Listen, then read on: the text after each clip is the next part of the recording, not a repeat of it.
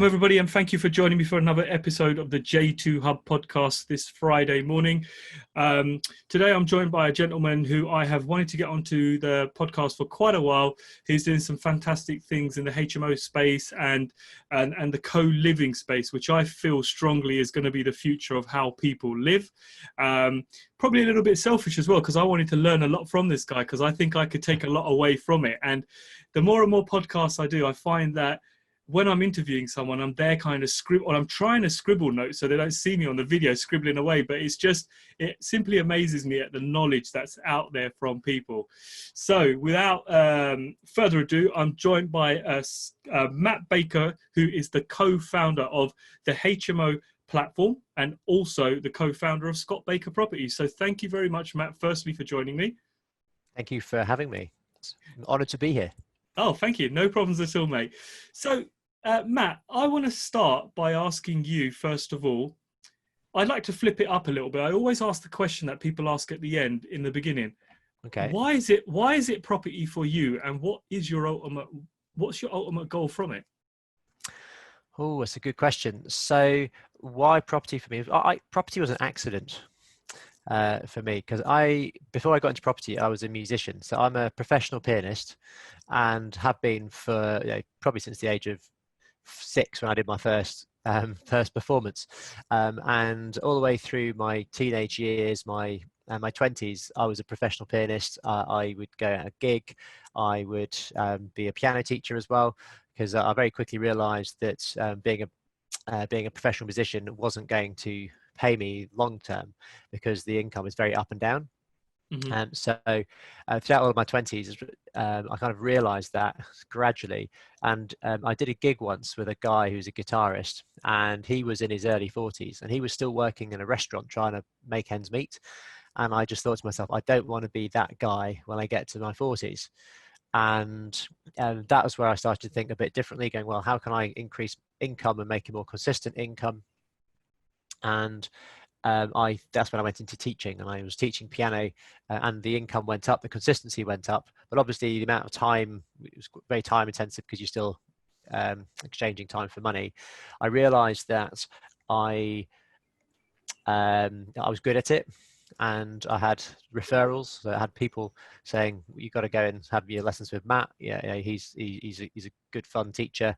You'll learn how to get your kids through grades, and also you'll teach them some songs and some jazz, piano, all that kind of stuff." So it was great, and it was when I was trying to grow that music school business, because I took on another couple of teachers. I grew it to do different instruments. I went to an event that got me thinking, and it was a business event. So we were talking about social media marketing. They were talking about different wealth creation vehicles, and one of them was property. And it kind of made a lot of sense. And there was a lady talking about how you could invest in property with little time and little money. And I was like, well, I don't have very much time at all, because I'm constantly teaching. Don't have any money. So my ears pricked up. And I'd already always known that to be successful, I would need to get into property at some point. But I just thought it was going to be in the future. Sometime in the future, I'll do it someday. And I'll make my money in music and then invest the money into property. But when I sat in that event, it all flipped. And I realized, actually, I need to make my money in property, and then that's going to give me the freedom and the time to focus on my music and being creative. So one of the fundamental reasons that I got into property was to give me time to be able to create music and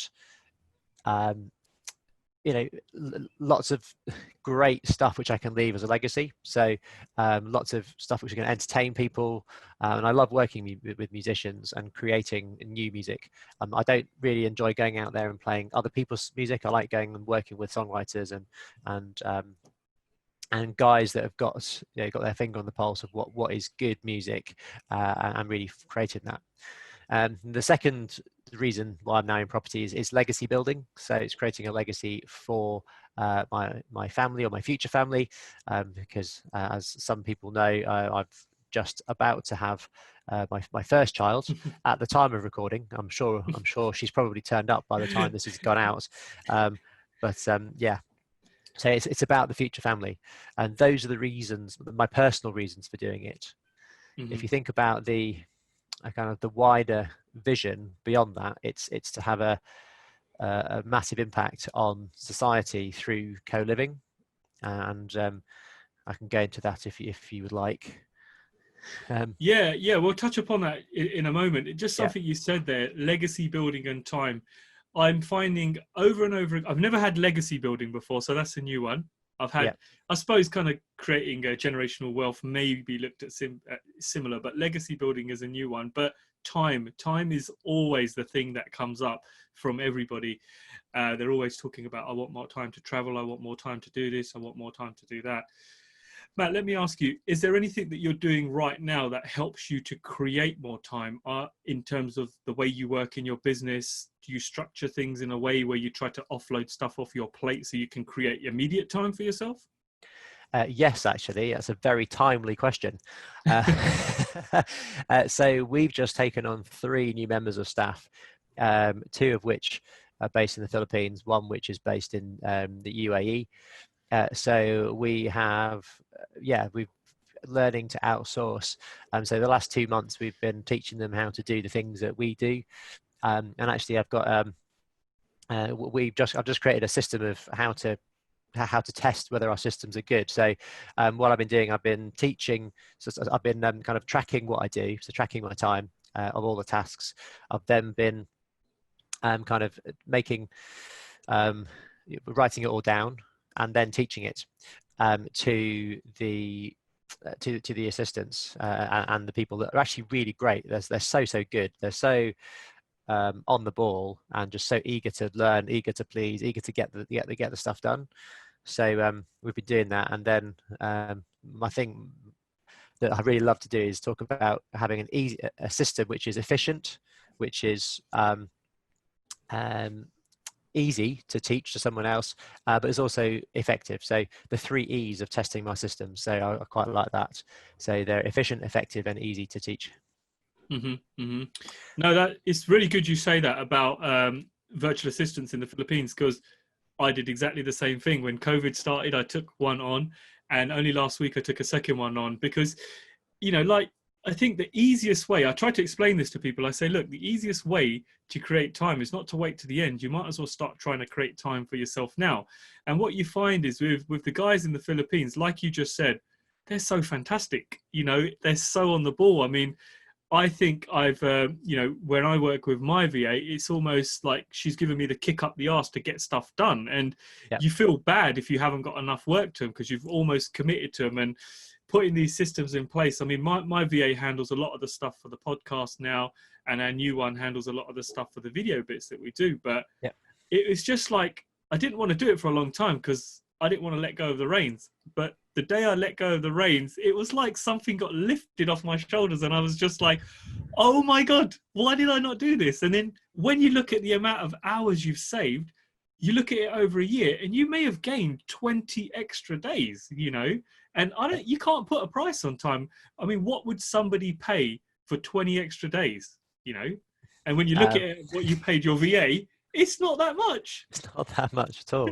I just love leveraging the idea of global economies. So paying someone really well in a different economy. It just doesn't cost us very much, but it's actually a big deal for them. I think is really powerful.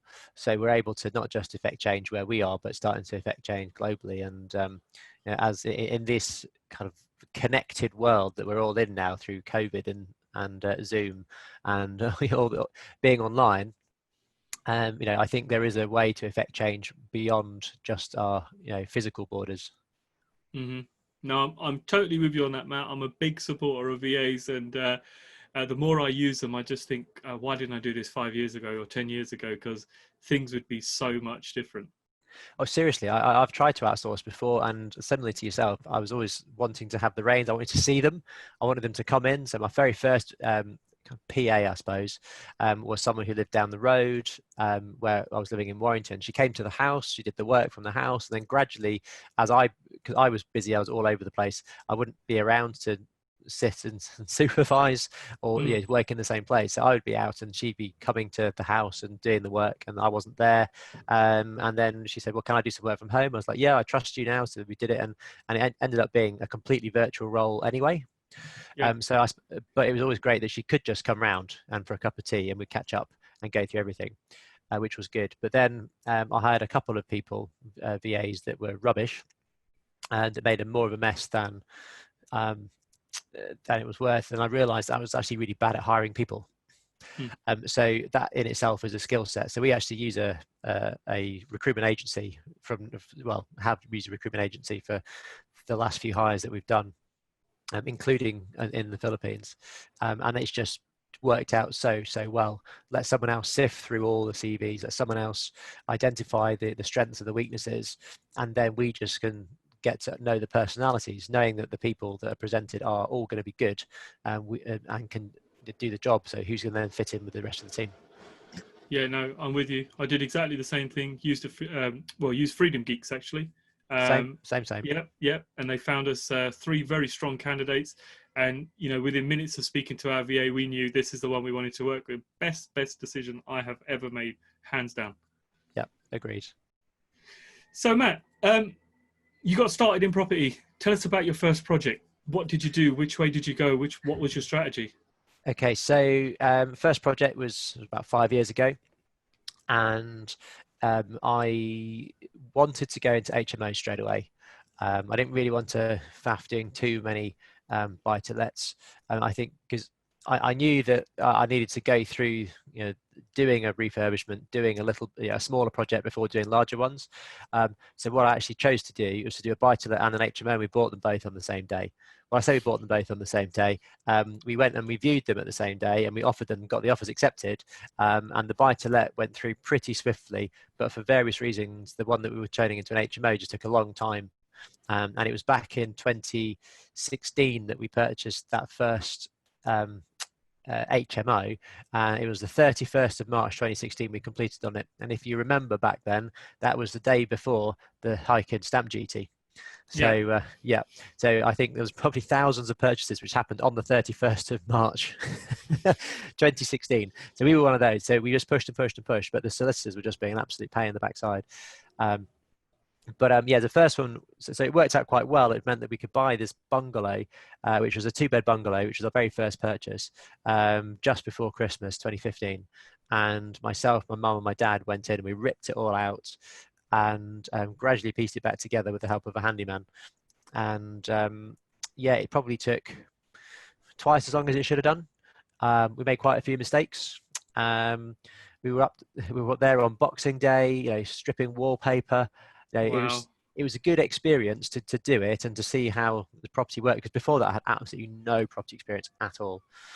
And I'd done this course to kind of get me started in property, and then by the time that we got around to doing this first buy-to-let property, I kind of picked up a bit. But when you buy your first property and someone says, "Oh, you've exchanged contracts," it's like, you just exchanged contracts. Yeah. So what do you mean? Like what just happened? Yeah. So you go through those first things for the first time, and it's seeing is believing it. It's like, oh, I've bought a house. It's the first house I bought, and we go in, we start ripping it out. It's like, oh wow, this is actually happening. Start putting it back together. So, oh my goodness! Then you get your first tenant. They move in. It's like, okay, this is awesome. Now you get the money coming in. It's like, this is amazing. And you start to see it in action, which is just really, really exciting. And then we did that first one. It was finished and let by the time we purchased our HMO, which meant that we could move from one to the next. And I'd learned the lesson. We got a contractor in, a main contractor, to do all the works, and that became a 5-bed HMO, which I call the 𝗪𝗪𝘗 because it looks tiny from the outside, but you go inside and it was just massive. And it's an upside down house. So we took the kitchen from downstairs, put it upstairs, and it just made a lot more sense, because in that particular HMO, the floor area was there was a greater floor area upstairs and downstairs. Do you want to try and work that out? That's odd. It's normally the other way around. Yeah. But we had this flying freehold. So there's a bit at the back where it was like the upstairs was a rectangle and the downstairs was like a normal terraced house. Mm-hmm. So the bit which is normally in the dog leg or the outrigger was underneath the upstairs bit. So it made more sense to put the communal space upstairs than downstairs. Yeah, yeah. Wow. So Matt, you did 2 projects straight away to start off with. Do you mind me asking how you raised the funds for them? Yes, I mind. No, I don't mind. Yes, I'm happy to share. It was a family venture, so that myself and my mum and my dad purchased those first 3. Right. Okay. So that conversation was not necessarily the easiest conversation to start with, because, as I said, I'd done this course. I knew that I could do it, without having to use my own money, and I just wasn't sure how that was going to happen. And I was living in Oxfordshire at the time, and had chosen Warrington as my first area because that's where my parents were living. And we drove up and we were staying in Warrington whilst we were researching all the other areas around Warrington, because obviously there's loads of potential great areas in the northwest. So we were staying at my parents on the Friday, viewing properties on Friday and a Saturday, and then coming back down to teach again at the music school on Monday. And my parents just said, my mum said, I've just got my pension lump sum, I think I might go buy a property or 2. And we hadn't told them what we were doing. We were just kind of doing it because we thought we weren't sure how they'd react. And at that point, I was just like, well, I probably should tell them what we're up to. Yeah. And so we revealed all and said, we're actually been coming up to look at properties. We should probably have a chat about this. Yeah. Wow. So we've done a course on property investing, and at which point my dad ran upstairs, got this book from the bookshelf, came down and showed it to us, and it was like the buy-to-let guide from like 1991 or something. I can't even remember who the book was by. I probably need to dig it out, because I tell this story a lot. And so my dad waved and said, yeah, look, we were thinking about it in the early 90s. And I was like, so where are all the properties? Where's this Baker empire that we should have by now if we've been buying properties for 30 years, 25 years? And so we had a bit of a joke about that. But then, we decided, yes, we're going to go into business together and we're going to buy a few properties. So we bought about 3 or 4 properties together, and then they ran out of money, and then we basically leveraged the property portfolio to then go and raise finance, and then from then I've raised over £1.5 million worth of investor finance to help us grow the portfolio. Yeah, I can imagine that must have been quite an exciting time when you revealed all, and then your dad wanted to get into property. Was it quite a joyful conversation then? Yes, it was. It was an exciting conversation. So we're all getting really excited about it. And we sat down around the kitchen table and we made an agreement about what we were going to do. And we talked about, we had the conversation that you're supposed to have when you start a joint venture partner about what's going to happen if this, what happens if that. But we probably left off most of the questions. We were like, oh yeah, this is great. It would be great. And we didn't put any formal agreements in place, which I would do now if I was starting again. And if we did anything else with the family, we'd put a formal agreement in place. We had like, these ideas, which we never wrote down, which has caused some more heated discussions, because we didn't write it down. No one can really remember what we agreed. My recommendation would be, even working with family, just write it down, keep a record of it. Because we learned, and now obviously we track things, we have agreements, especially with our investors, with our joint venture partners, because learned the hard way with my parents. Yeah, no, it's all good now. It's all good now. Yeah, no, I agree with you. I mean, me and my wife run our property company together, and we've often reached out to my mother-in-law, who's fairly liquid, and she's lent us money in the past. And I remember the first time we wrote up this whole loan agreement just to say, here it is, this and this. We hand it to her, and the first thing she does is rip it up and chuck it in the bin. She's like, I don't need no loan agreement. I trust you guys. And the best thing was, like, we gave her the money back in, I think, about 11 months, and she had no idea that we were giving her a return. So we deposit the money back into her account, the main amount of money, and then we went to visit her on the weekend for some lunch, and we gave her a return in cash. So it was a big envelope. So we wanted to make a bit of an impact.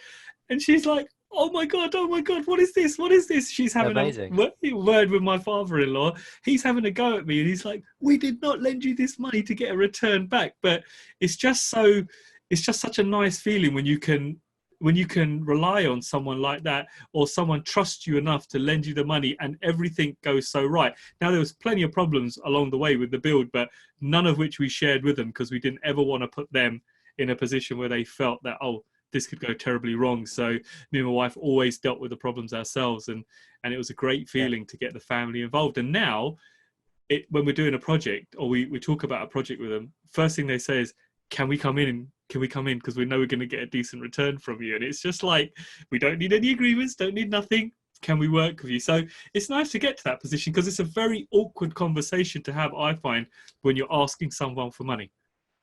Yeah, it can be, but I think, again, it comes down to your perception of the conversation. So if you are confident in what you're talking about and say, this is a business, this is something that we're doing, and you don't ask for money, that's the best way that we find. And we just talk about what we do, and if someone expresses an interest, then we share with them more details of what we do, and then eventually people go, actually, yeah, that sounds really interesting, I want to get involved in that, because people invest with people they like, know, they trust, and we very rarely have to actually ask for money. There's a point where you go, well, are you going to invest? And they say yes or no, or they say maybe, which is really annoying.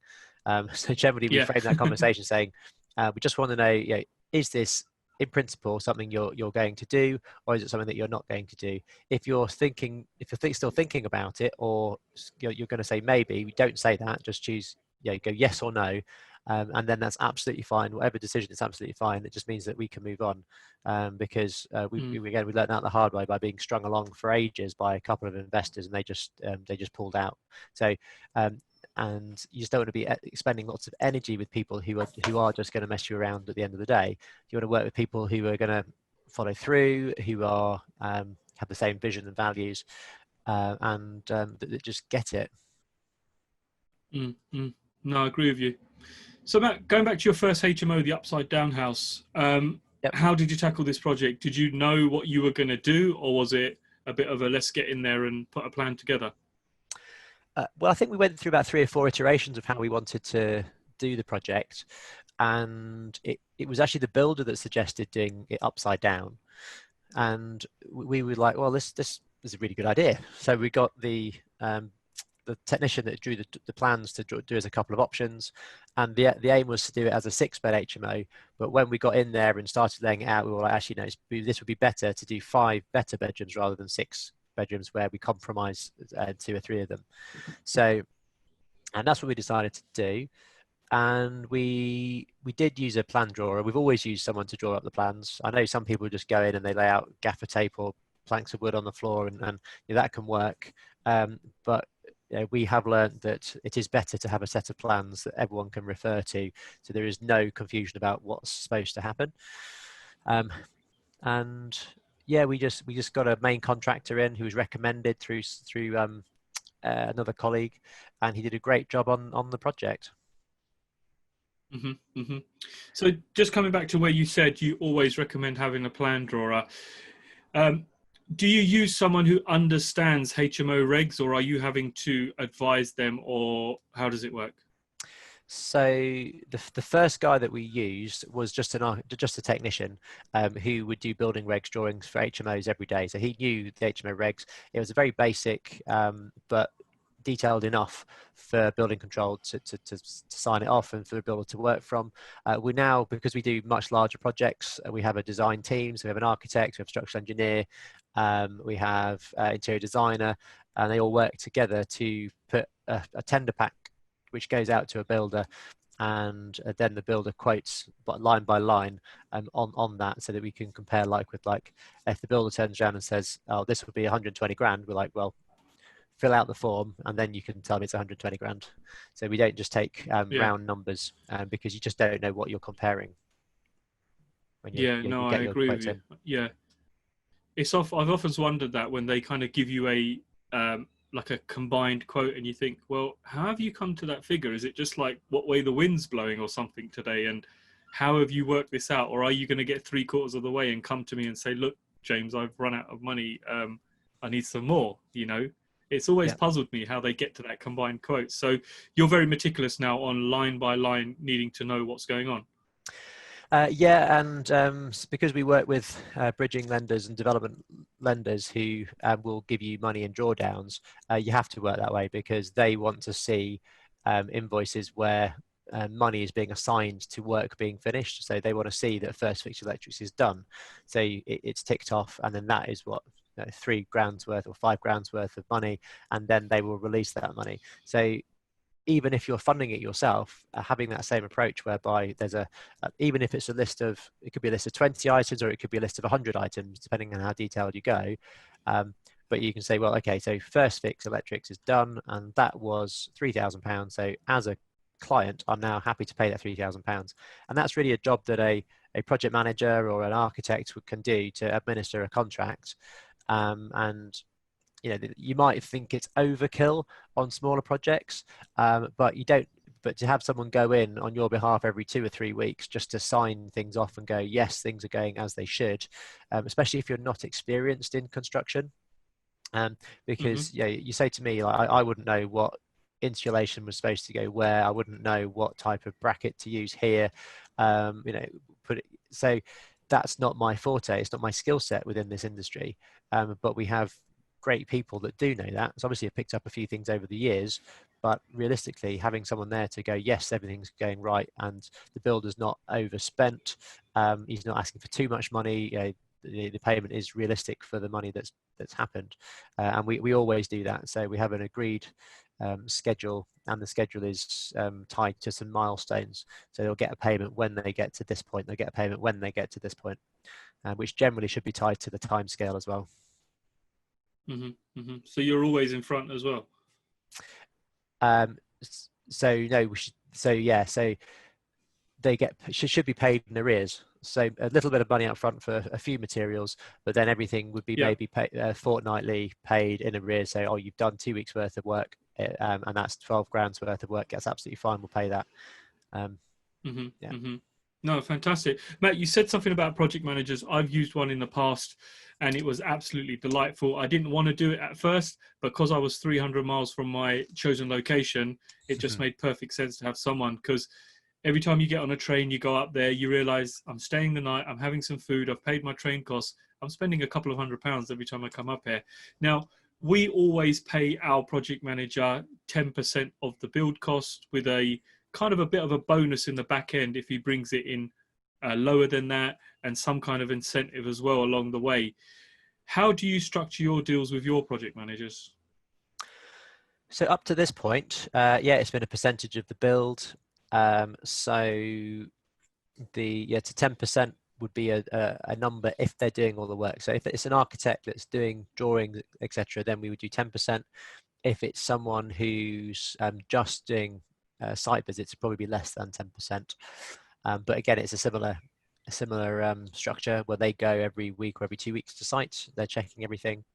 But now we're actually in the process of hiring a project manager to work for us on essentially a full-time basis, so that they will oversee all our projects, and they will also work with our clients. So we've got a mastermind group where they'll be offering advice and be able to check tenders and do stuff for them as well. Okay. Yeah, I mean, in our instant, we pay 10%, but they kind of organize everything. You know, they'll source the materials, they're sourcing tiles, they're really going into some in-depth. And I find some people who are like, you know what, I'll go up on the weekend and I'll do it myself. And it's like, I say to them, I go, look, man, the weekend is too long. If something's going to happen, your PM needs to know about it straight away. If there's a disaster going to happen, or if there isn't a certain degree of support, or if there's a crack in the wall that needs to be addressed, you need to know that before plasterboard's covering it. And time again, people would want to save that small percentage of money, end up with such big issues at the end or partway through the project, just because they're trying to tighten the reins and on the wrong things, I find. Oh yeah, no, I agree. I think paying the money, great professional fees will save you money. So you might say, well, why am I spending £2,500 on an architect? So, well, because they can design the future problems out of your scheme, so they can find solutions before it becomes a problem. So that £2,500, you might have spent maybe £1,000 more than you might have done if you got a less qualified technician to do it, but they're not necessarily going to think about the space, the design, where the furniture goes, because I see it a lot, and we've had it on a couple of projects where we've not used someone who's thought about it, going, well, where on earth are we going to put the bed in this room? Like, there's no straight wall to put a bed. Where does the bed go? And yeah, we've and so so when we have to then change things on site to go, right, okay, so we're going to move the door. There's actually a space for the bed, and we've had builders put doors right in the middle of a wall. So you walk in, it's like, right, so now where does the bed go? So why don't we have the door to one side so that you can go to a long wall to put a bed against it?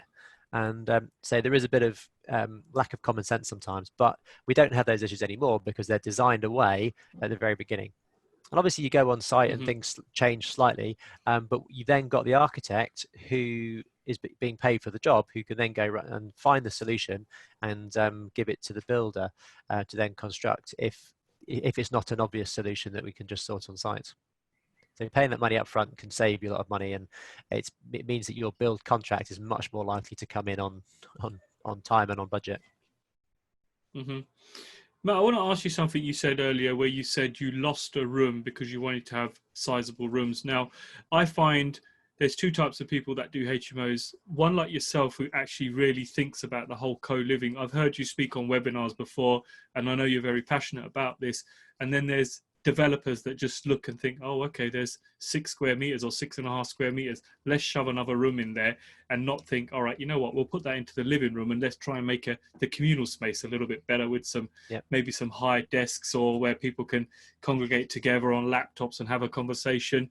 Is there a minimum kind of room size you always aim for? And have you in the past gone right to the border with sizes?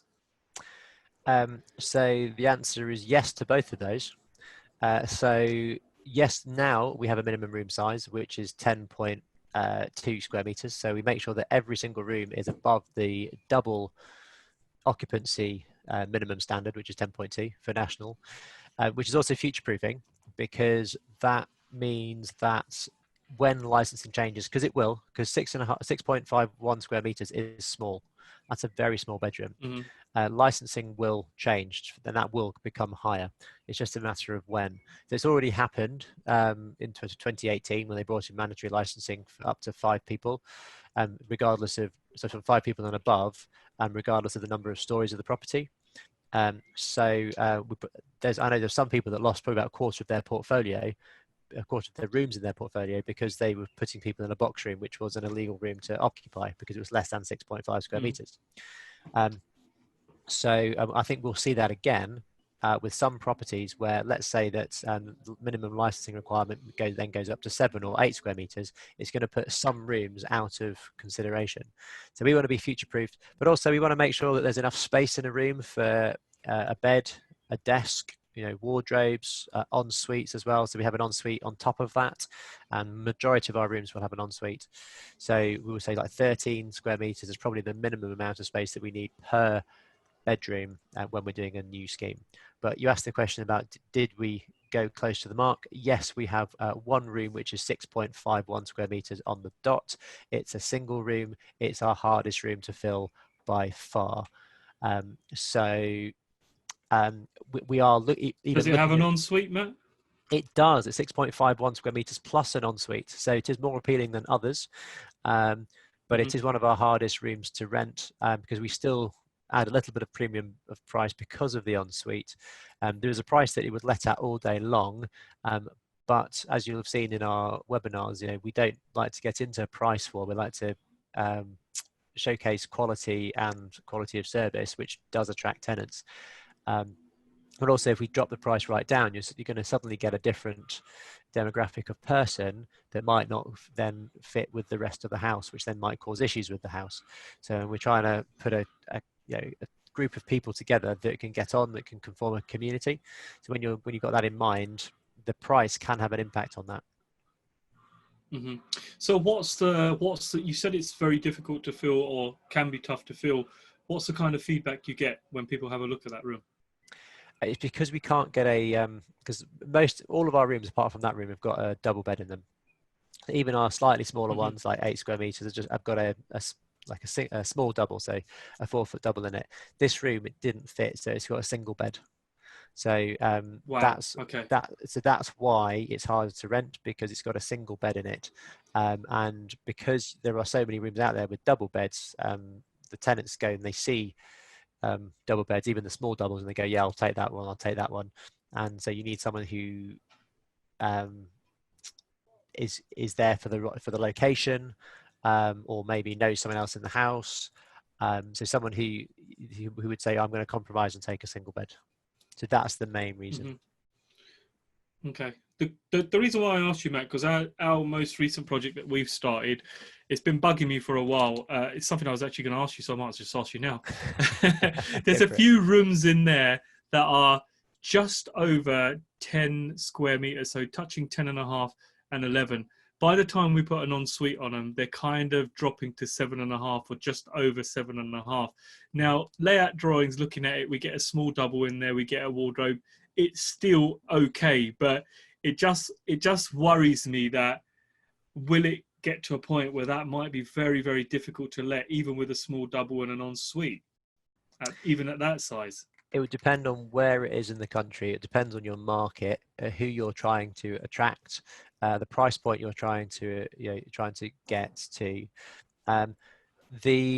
It's not something that we would do these days, and it was something we would advise that it would be probably better in that instance to maybe combine those two en suites into one bathroom and have two slightly larger rooms and maybe one bathroom between them.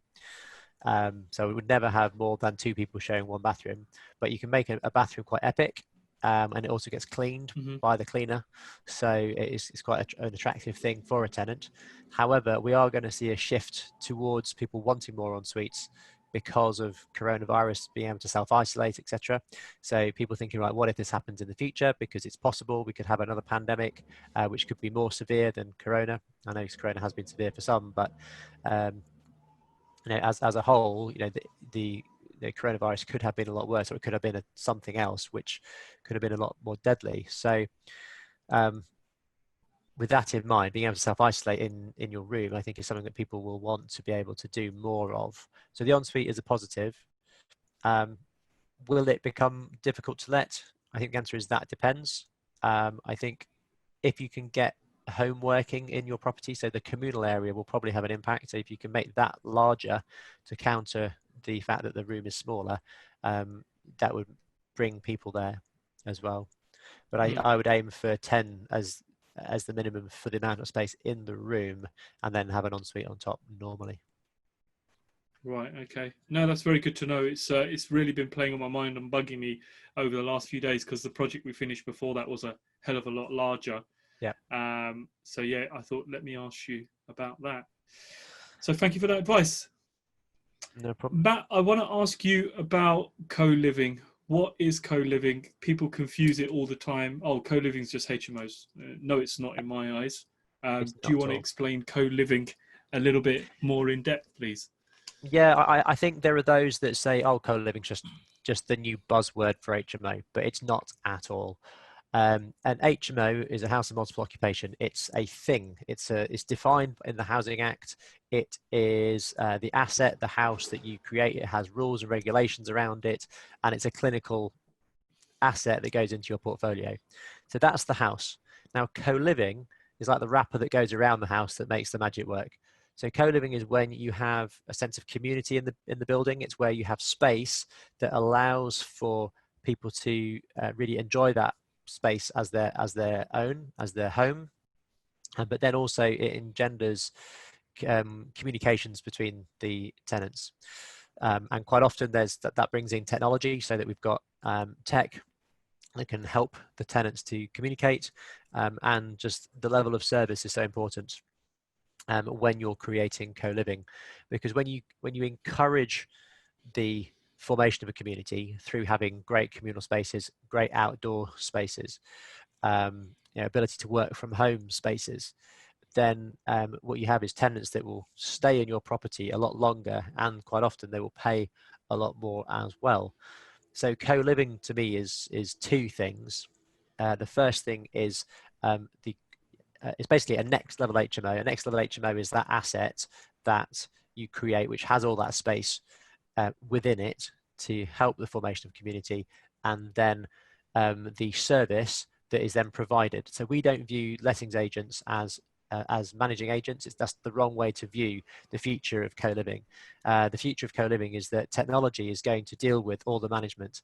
It's going to take that bit away from the managing agent. So the managing agent's job then becomes a community manager.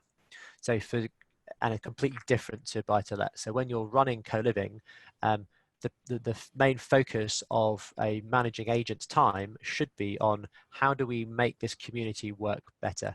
What can we do to help these, we call them tenants, or actually we prefer to call them housemates or members of the community, because that gives them more of a face. When you call someone a tenant, it dehumanizes them. So we want to create, call them members of the community. We've settled on housemates as something that we quite like, so we call them housemates. And so how can we help these housemates to have a better life in this property, in this home? And that's the first question we ask when we talk about our property business in our board meetings. We say, right, what can we do to improve the service that we provide our housemates in our portfolio? So we try to come up with interesting ways to help the formation of community. Like putting on send them out for dinner, or send them out for drinks in the local bar. Obviously, we haven't done that. We've sent them beer and pizza. Send them board games. Do virtual wine tastings. Poetry readings. All these things that can bring people together. And obviously, the types of events, or the types of things that you do, will depend on the local area, will depend on the tenants in the property. And you don't force them to do it, you just encourage that formation of the community. And what that will do is increase tenant well-being. It will reduce the amount of loneliness, because loneliness is on the increase. And I think we're going to see a shift because of COVID towards people wanting to connect more. People are starting to talk to each other again. Social media has been dividing people, but over COVID is starting to bring people together through using video conferencing like Zoom. In fact, it's becoming the norm. Whenever I make a phone call now and someone picks up, it's like, I thought we were doing this via Zoom. People expect to see your face when you're doing video conferencing, and it's like science fiction is reality is now caught up with science fiction, where a video call is the normal thing to do. But coming back to your question, I waffle, so I apologize for that. But coming back to your question, a co-living is it's the wrapper that goes around a great HMO, where you have a greater sense of well-being within that property, within that community of people that live in with it. So they are feeling better, they have better well-being, and therefore it translates into your bank balance, which then gives you, as the landlord or the operator of that HMO, a greater sense of well-being and a much better and more viable and resilient business.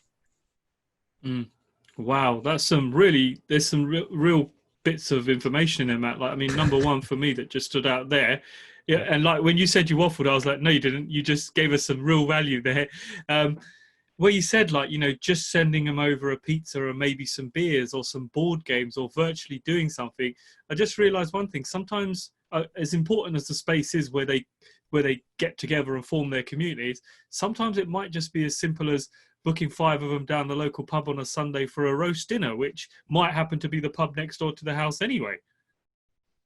Yeah, well, obviously you're not going to do that every single week, but once in a blue moon, as a surprise, you say, okay, guys, thank you for being great tenants. Thank you for looking after the house. It's Easter weekend, or whatever, whatever reason you want to come up with for sending them out, and just say, so we're going to send all 6 of you, all 8 of you for dinner, and you can organise it directly with the pub and say, right, can you give me a deal for 8 roast dinners, please? So what we would generally do is talk to local businesses, not necessarily the larger ones, and we come to arrangements, we promote them, and form community within the property, but then also without, because co-living, I believe, is and the formation of almost little cells of properties. Because we've got what some people would call because there's large scale co-living where you've got massive blocks, say 500, 600 people sharing one kind of hotel style co-living. It's very easy to get lost within a building like that. We've done lots of research. We sent out surveys and surveyed hundreds of landlords and tenants to find out what works within properties. And we found, like, the one thing that came back was that tenants like to share with 3 or 4 other people. That's the number that works. So whenever we're creating an HMO, because we do anything from a 4-bed mini-mo, if the numbers stack. We've only done one of those, to be fair, but generally we will do larger ones, 7, 8, 9 bedrooms, all the way up to 22 bedrooms, which is our largest one currently. But we'll always design them to create a community of smaller communities within it.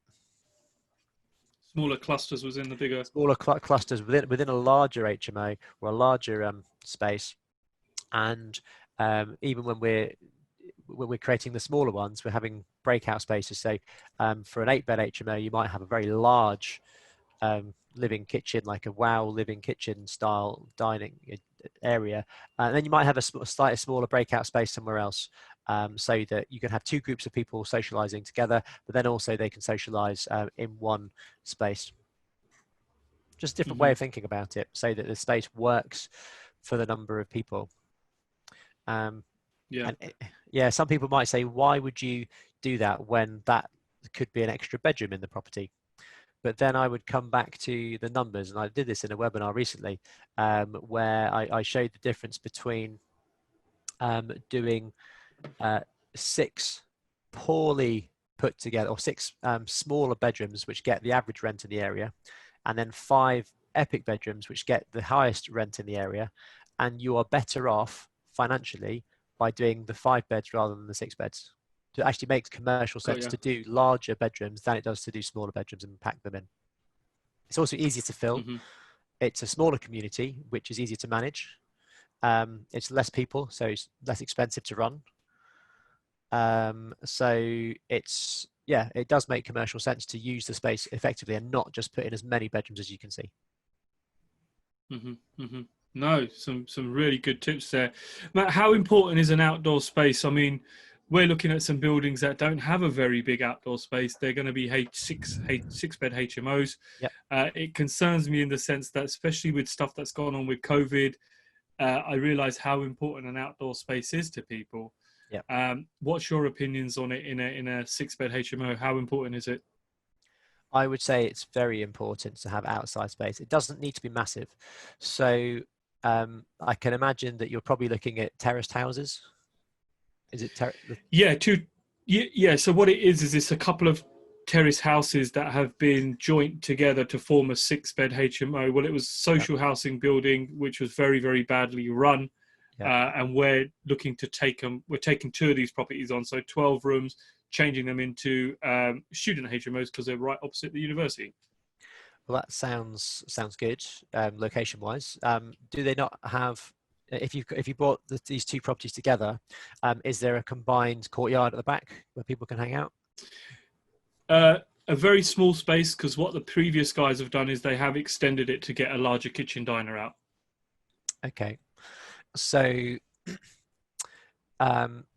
my thoughts on that would be try and use the outside space as efficiently as you can. I think it is, like, the outside space, especially with students, is a selling factor, because being able to just hang out. Actually, to be honest, when I was at university, I lived in flats. We didn't have outside space, but we were very close to a really nice park. So you think about what's around. So if you don't have that amenity like directly attached with your property, is there a park over the road, so that when you're marketing it, you can be like so close to this amenity space where you can get outside?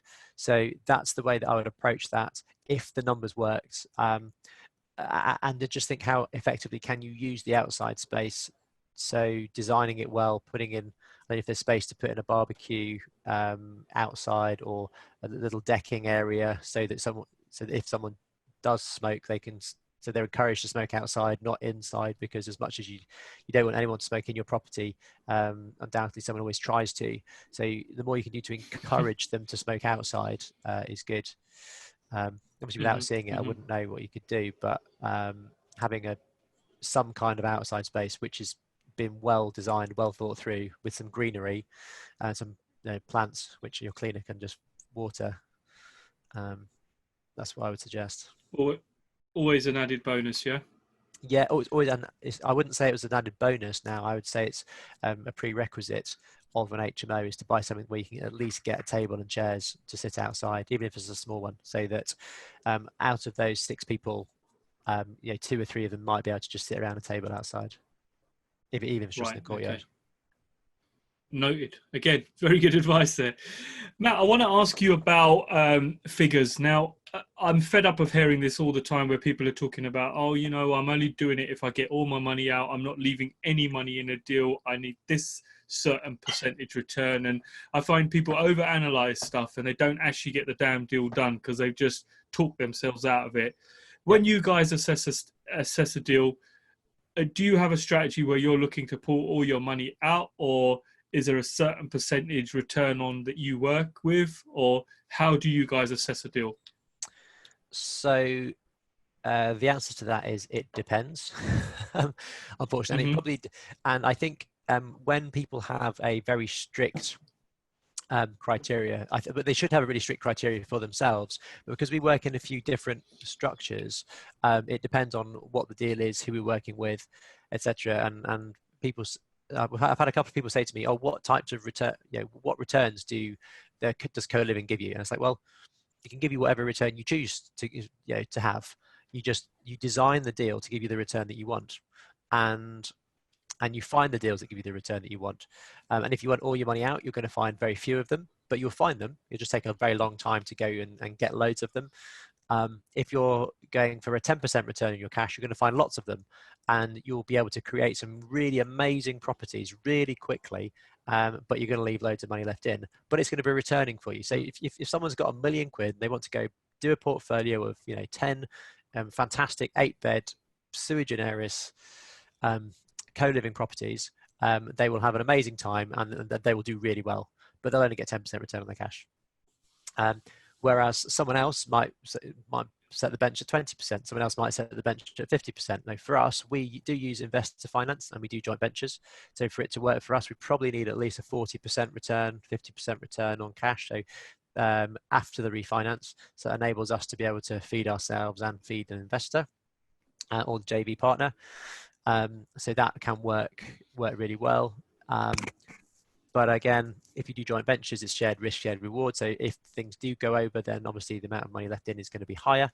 In terms of money in, money out, we've only ever done that once. I'm not going to shout, put my hands up and say, yeah, we pull out all of our money every single time, because it just doesn't happen. It would mean that we were just sitting on our hands most of the time looking for properties. So we prefer to get out there, get deals done. And the great thing about property is that over time, you do pull money out. With doing next level HMOs is what we call our style of HMO, an HMO to the next level. And they get a higher cash flow, which when you get higher cash flow, it gives you more options. So you can turn over cash, you can use cash to pay back investors, and you can refinance properties, you can do flips. So what we do, well, someone asked me this the other day, if you were going to do something differently, what would you do differently if you were to start again? And I said, well, I'll probably do more flips earlier on to realize some more capital, and rather than being 100% reliant on investors, which we're not these days, but we still use a lot of investors all the time. So yeah, in terms of criteria, we look for a 40-50% return on cash after refinance as a minimum. But obviously, if we can get that number down, if we get that number up, obviously we'll do. And that's if you're joint venturing with someone, or you got a finance partner that needs to be paid back. Yep. So that's if we're working with someone like that, definitely. And we coach clients who don't need as high a return. So a lot of our clients are very happy with it between a 10 to 20% return. And then when we show them they can get more if they change their criteria, they're very happy when they hit 30%. But they're also very happy at 20%. So yeah, we help them to find those deals and to and to show them how to improve what they do over the long term to improve their return. Yeah, and ultimately their cash flow. Some of the people I speak to, the kind of magic number that I'm getting from people is, well, I don't look at it unless I'm getting 25% and I've got a payback period of no more than 4 years, is what I've heard from quite a few people when I speak to them now. But they're not using investor finance, that's their own funds. Their own funds, yeah, 25%. Yeah, very achievable with next level HMOs, because a payback period of 4 years would be a 25% return. Yeah. Mm-hmm. Mm-hmm. And you think that would be, in your opinion, that would be good? Well, for somebody that's good, for somebody that's excellent, for somebody else that's rubbish. I think if someone said to you, here's £100,000 and I'm going to give you a 25% return on it, would you be happy? I certainly would be. Okay, so if I said to you, here's £100,000, I'm going to give you a 15% return on it, would you be happy? I'd probably and ah a little bit, but again, that's a bloody good return compared to what I'd get on that money sitting in my bank. Well, exactly. So you do have to put these things into perspective. And you do hear a lot of people saying, oh, we're getting this return, we're doing that, this is amazing, I've put all the money out. And I think what that does is it tarnishes people's view of when they're doing it themselves. They get confused as to what is possible with their strategy. And maybe because they don't have a strategy, or they haven't got a clear vision of what they're looking for. So they're looking for this shiny penny of something which maybe they don't have clear in their head of how it actually works. Because some deals you can do money in, money out, all the time. If you, but also what you see on social media isn't always what's reality as well. It's what people want you to see. So we put out some good stuff, but we also say, well, this was a problem, this is a problem, and if we had another 2 hours, I could go through all of the probably the rest of the day. Yeah, we could go through all of the ups and downs that we've had within the business. And we've just got one project which has taken 2 years to get sorted. It should have only been a year, about 18 months maximum. So we've lost quite a bit of time on it due to having a building control approved inspector that went bust, through having issues with the builder, with certain members of his team, through having then COVID, for example. So you get through these issues. We had thefts on site. You have all these kind of issue after issue after issue that you overcome. You sort that, you resolve that, and then the world lands you with a pandemic. Yeah. See, I think you're right, Matt. This is the stuff that they don't tell you on social media. It's always dressed up very nicely, get all your money out. And like yourself, in my time in property, I've only ever got my money out once, and that was because the market was rising and it was kind to me. No way do I ever look at a deal now and think, I'm not that naive where I think I'm going to get all my money out, because it's not happened for a long time. Yeah, no, exactly. So I think, realistically, let's look at finding a strategy that works for someone, and let's look at finding, and that will come down to what they're looking for. Are they looking for a capital strategy, an income strategy? Are they looking for are they using investor finance? Are they using their own finance? Are they pulling money out of other properties to fund their new properties? There are so many different moving parts that I don't think that having a fixed return and say, right, I'm not going to do a deal unless it's 50% return is going to serve somebody. We look at a deal and go, well, actually this one is there or thereabouts. It's a 37% return. Would we not do that for the sake of 3%? When we've we've put in so many contingencies along the way, likely it is it's probably going to be over 40%.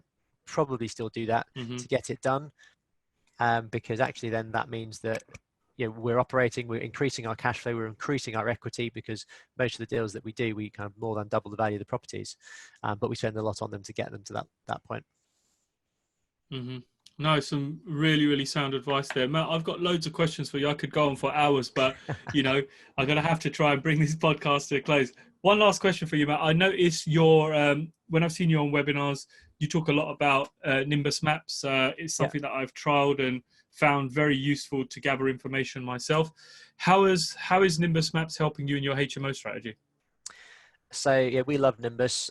They're good friends of ours, and yeah, it was great to do the partnership together. When it comes to HMOs, so we use it for sourcing. We use it for deal appraisal. We use it for deal tracking. We use it for finding power team members. We use it for checking where HMOs are, for sending letters out, for being very specific on what we're looking for. This year they really ramped up how it can be used for HMOs, and because they're not experts on it, I've been able to sit with them and go through what we really need as HMO landlords and investors and developers to help us with our businesses. So because they're really great at being responsive, they've just been putting in stuff like the HMO overlay so we can see where they are. We've requested they map out the Article 4 areas. We're requesting all sorts of different things that are going to help us to with our development journeys. Yeah, no, like you, Matt, I think it's fantastic. I mean, I've been trialing it for about, I think, 9 days now. So I'm coming to the end of my trial. And like you say, the overlays and everything like that has been absolutely superb on it. So yeah, big fan of that. Matt, brings me towards the end of the podcast here. I've got one last question for you. Matt, if you could go back to when you were 18, what would you tell yourself? 2 bits of advice. Oh, okay.